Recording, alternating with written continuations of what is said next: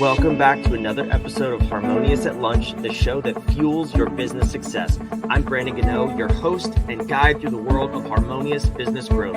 Today, we're unlocking powerful strategies with industry experts to help your business thrive. If you're a business owner, entrepreneur, or executive, you are in the right place. Join me and our incredible guest today on the journey to clarity, growth, and success. It is time to revolutionize your approach to business. Let's dive in with another episode of Harmonious at Lunch. We're back with your bite-sized business advice at lunch. I'm super excited for this one. I always talk about on this show, it's mind, body, business. And we're going to definitely dive into the overlap of mindset and business today with a high-performance coach. So before we go any further, let me welcome James Burnham to the show. I'm so excited to have you here. Hey, thanks for having me, Brandon. I honestly was super excited. We bumped into each other in a group meeting and you were like, come on my show. And I'm like, damn, I would love that. So appreciate the invite and I'm glad to be here.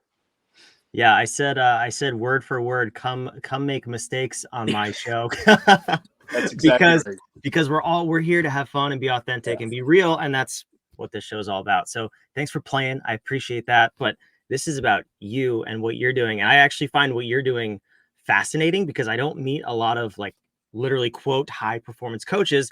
Everybody's a coach, everybody's a consultant, everybody's in this field. Yeah. But when you specify high performance, that's a different level. So in your words, I'm curious, what's the difference between being a regular coach and a high performance coach? I think the difference is there are many people that have achieved what from the outward view would be considered success, right? You're making good money, you have a nice home, you're living a lifestyle that everyone would look at and say, oh my gosh, I want that lifestyle. And what I have discovered is most people in that situation are still feeling as troubled as they did when they were not in that place. The internal feeling does not match the outward view. And when that is there, right, and we all face this, there's nobody that's free of this.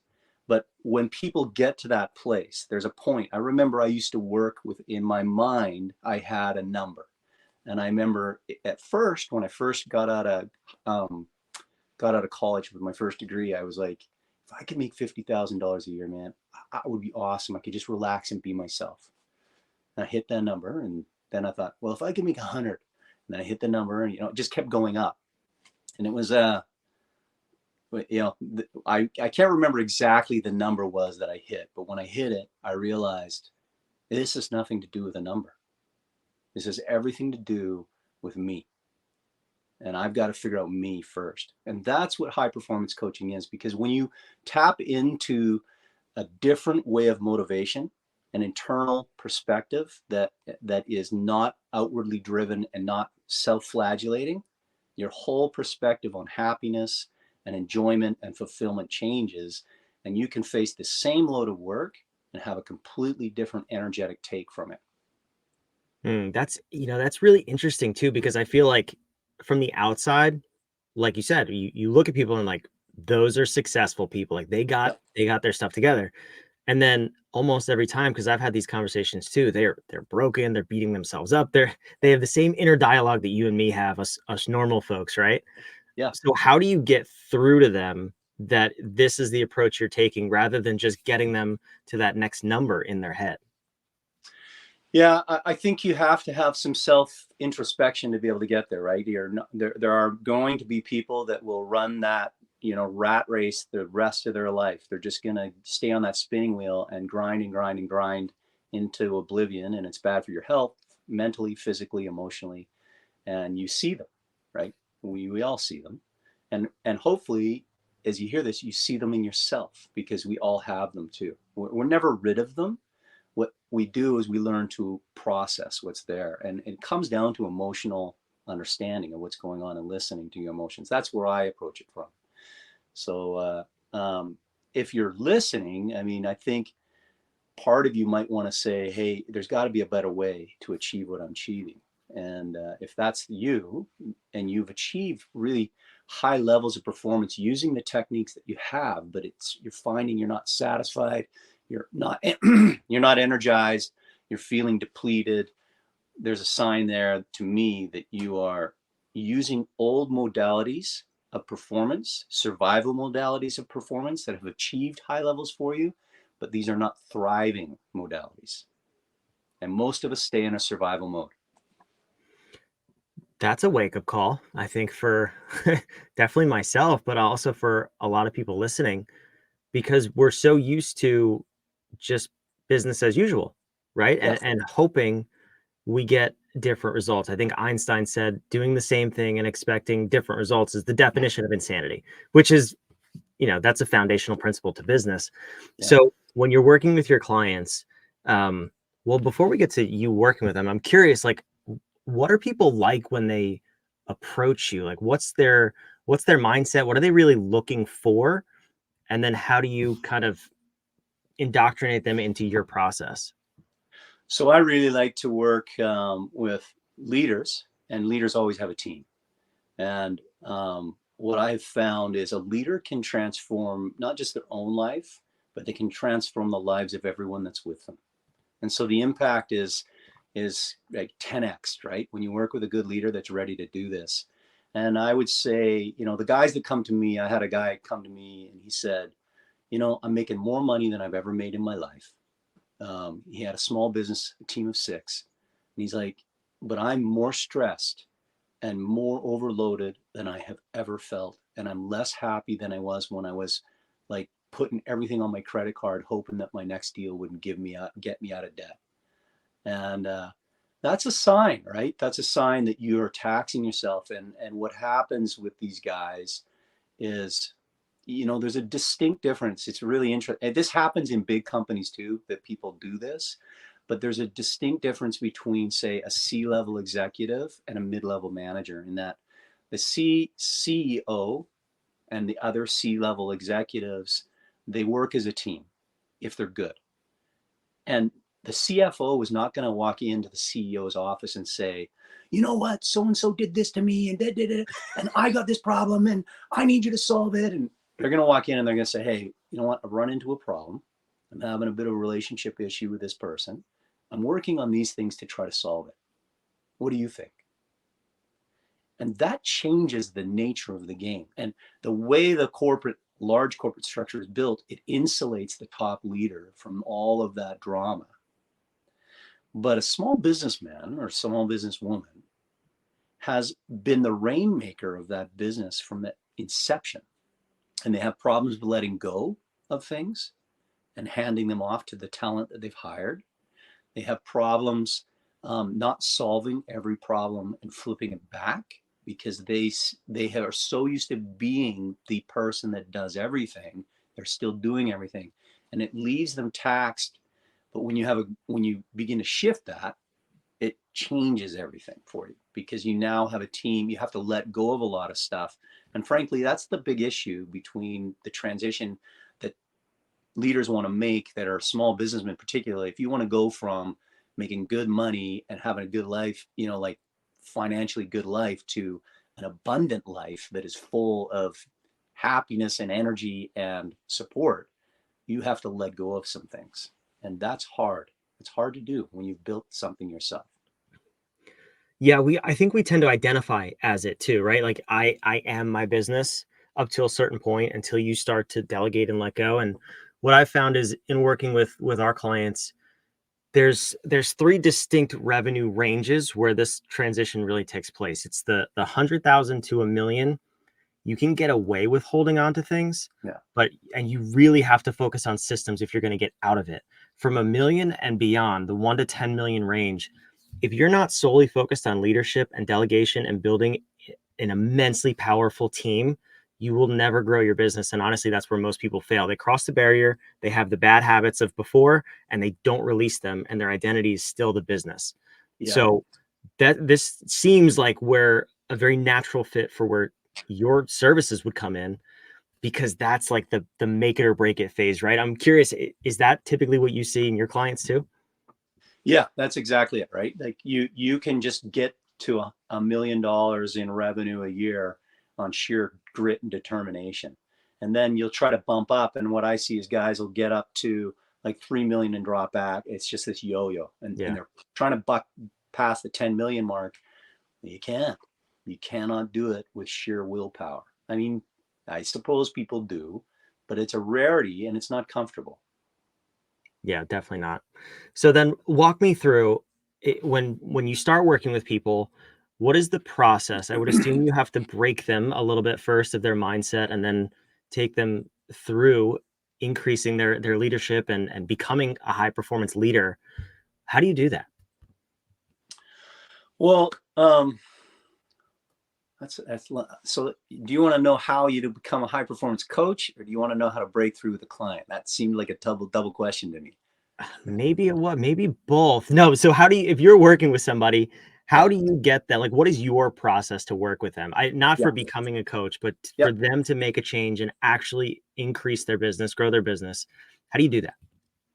So I need the client themselves to recognize that there's some pain points within their business that they want to change, right? And Mhm. what I specifically focus on, my big package is 90 days to a drama-free workspace. That's what I'm I'm in. offering, right? So if you want to create a work environment that is yours, and what I typically see is leaders are not making a cultural imprint on work. And I'll hear things when I'm talking to somebody. They'll say, well, I've got this staff member that is causing problems, and they've been with me from the beginning, and I feel deeply loyal to them, and I really appreciate the service, and we're moving up to another level, but now they're causing a lot of these problems and they're not changing, and I need them to change, but I can't fire them. And so you hear that, and it's like, well, why can't you fire them? You're the boss, right? And what this comes down to is an emotional awareness. So there are things that have been building as you grow, and as you go after stuff, you get so busy, caught up in that, you begin to neglect your emotional intelligence. And what I mean by that is, you know that there are things that you should do. You feel them, and you avoid that pain because you're worried about the possible consequence of pursuing that and maybe losing a valuable person in your team, and you need them.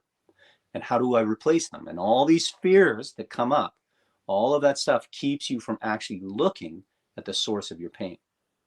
And it is very natural instinct, right? The way the brain works, we're ignited by all of these things that are different, that are wrong. We are default mode ignited to avoid, fight, or freeze when we see these types of things happening. And we do it in every way in our lives. And if we're not aware of it, well, we're all aware of it, but if we're not focused on it and looking at it, it builds and builds and creates pain. And so I capture the people that are in the point of pain where they're like, I have got to look at this. How do I fix this? And so then we go in, and it's very typical for me to work with a team and for one of the team members to end up leaving. It doesn't happen all the time, but it's not uncommon, because now the owner, the leader, is making a culture that is ideal for them and the climate for them. And that imprint on that culture will bring talent to you that wants to be with you. It will get better engagement out of the team, and it leaves you left with energy at the end of the day, so you can go home and actually have bandwidth to enjoy your family or your personal life.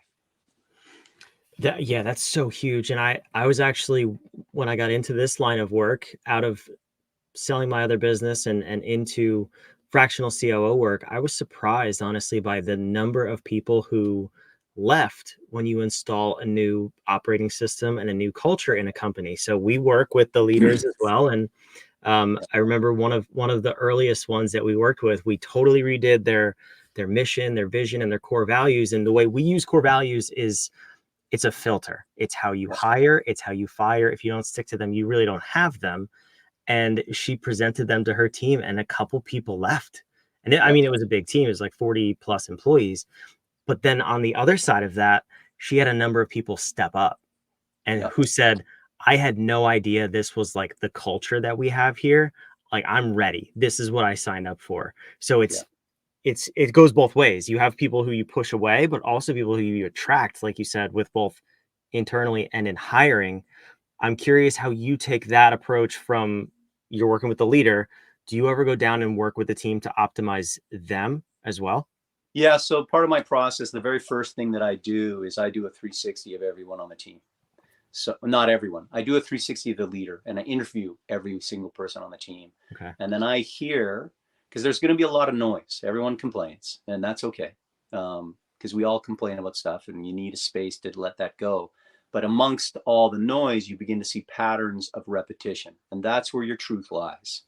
And so we get a template of where this leader can then actually make effective change within the culture, and they get to decide what that culture is. They get very clear on what it is they want and what they need. But the foundation comes from that first 360. And then we build a plan in conjunction. I always make the leader do this because I'm your coach. I'm not, I learned from consulting that it's very easy for me to come and insinuate myself between you and your team. And then your team is relying on me to convey information to you. And that's dysfunctional. I don't want to triangulate anything. Yeah. So everything I do comes through the leader. And then we implement a whole bunch of, basic techniques that everybody can do and improve. There's no company that can't improve by these things, but with the personal imprint of the ideal culture that that leader wants to place on that team. And that's the watershed moment, right? You'll have players step up, you have players leave. And, I had a dentist I was working with, and he is hiring a hygienist in dentistry right now is just agony, apparently. Can't get him. And so he had a hygienist that was problematic, but he didn't want to lose her because it's a huge hit on his income if he can't provide those services. And he's like, I can't lose this girl. And that's where he came, right? And I said, well, let's do this. And you're probably going to lose somebody. You won't have to fire them. They'll likely leave on their own. But let's see what happens. And I promise you, it'll be better for you. And you'll attract the type of people you want once you have created the environment. So we did the process, and he lost his hygienist. And it was over last year. And he called me in November, and he said, you know what? I still haven't been able to replace that hygienist, but I'm $200,000 more in revenue at this point in the year than I was at the end of the year last year. And that's without a hygienist. And my team is better. We have way less drama. I'm enjoying my work more, and I still want a hygienist, but man, I can't believe it, And I was like, there you go, proof in the pudding, right? Yeah, that's cool. I think a lot of people, they don't realize two things. This is what I find. I'm curious to hear your thoughts, and then we'll wrap this episode up. But they don't realize that you can design a culture when you're the business owner, first and foremost. And then they don't realize that cultures are magnetic. Yes. And keeping in mind that magnets have a positive side and a negative side. You will repel people and attract people. Yeah. And those two things in combination can either kill your business or take you to that next level. Yeah, that's exactly it. Yeah, we're totally on the same page on this. Yeah. I love it. This is awesome. So here's what I'll say. Everything you're saying resonates. I absolutely love it. I agree with it 100%. I'm putting myself back when I was in the position of someone who would approach you a few years ago, and fear comes up. The first thing is like, oh boy, if I work on myself and I start losing people, like I'm already working too much. What if it all fails, right? So how do we go about that process? I think you have a very interesting way of introducing this topic to people. Can you tell me a little bit about that? It's funny how you nail that, so perfectly, because that is the place I start, right? I examine fear. And so emotions are something in our culture that we have historically been very bad about dealing with. We are living truly in a survival society. We perform at a high level. We have what you would consider luxuries that take us out of survival, but our mentality is still survival. And that is reactionary. We're reacting to things. And that is a fear-based modality, right? And so some people don't recognize that they're in fear, but if you're feeling stressed, if you're feeling anxious, if you're feeling overwhelmed, if you're avoiding things, if you're procrastinating, all of these things are fear. This is your, base brain cell reaction. It is the first thing that confronts you. And when we tend to avoid it because we've been taught to, we lose all the capacity to navigate through these tricky situations. Our emotions are what I call our sixth sense. They are what allow you to gather the information around the world. And if you'll listen, there's wisdom. If you don't listen to your emotions, They get louder and louder until all you hear is the delusion of them. And that's when you see people freak out and break down and become crazy and trigger, right? They're not in the moment. They're reacting to years of withholding, right? So I actually have a pop-up podcast that will deal with this. And it's called How to Know If You Are in, sorry, I'm forgetting the title. I just put the title together. The pop-up podcast is How to Know If You Have Drama in Your Workspace, right? And that comes down to the leader.